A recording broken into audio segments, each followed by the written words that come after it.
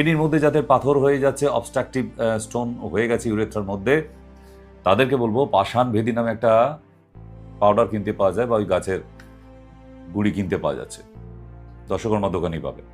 ওইটা 1 চামচ করে একটা কাঁচা গ্লাসে জলে রাত্রে ভিজিয়ে দিন, সকালবেলা গুলিয়ে নিয়ে ছেঁকে নিন, জলটা খান, সঙ্গে একটি করে পাথরকুচি পাতা রস। 45 দিনের মধ্যে যে কোনো স্টোন গলিয়ে বের করে দেবে, কোনো অপারেশনের দরকার হয় না। শুধু শুনে রাখুন, ইটস প্রুভড। এবং এই ফেলিওর কিডনিকে ঠিক করতে গেলে আপনাকে কিছু ফুড রেস্ট্রিকশন মেনটেন করতে হবে।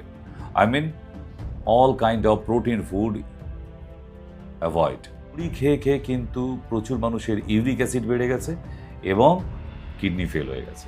একটা মানুষের 7.8 অথবা 8.10 এরকম কিছু, আপনি 8.9 এটসেট্রা ইউরিক অ্যাসিড আপনার 7-8 বছর ধরে, ওই মানুষটার কিডনি ফেল হবে, কেউ আটকাতে পারবে না।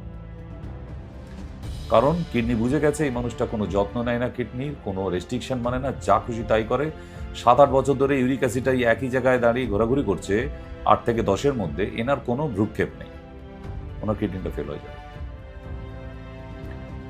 তো তাহলে আপনাকে বোঝাতে পারছি যে সাধারণ কিছু খাবার কিভাবে একটা মানুষের কিডনিটাকে ফেল করে দিতে পারে। এবং এই ফেলিওর কিডনিকে ঠিক করতে গেলে আপনাকে কিছু ফুড রেস্ট্রিকশন মেনটেন করতে হবে। I mean all kind of protein food avoid, like মাছ, মাংস, ডিম বন্ধ থাকবে আগামী 90 দিন অবধি, যারা কিডনি ট্রিটমেন্ট শুরু করাবেন আয়ুর্বেদে। দ্বিতীয়, সয়াবিন, টমেটো, মুসুর ডাল, পুঁই শাক, পালং শাক, মুড়ি, ঢেঁড়স, আম, পেয়ারা, আপেল, ছোলা ছাতু।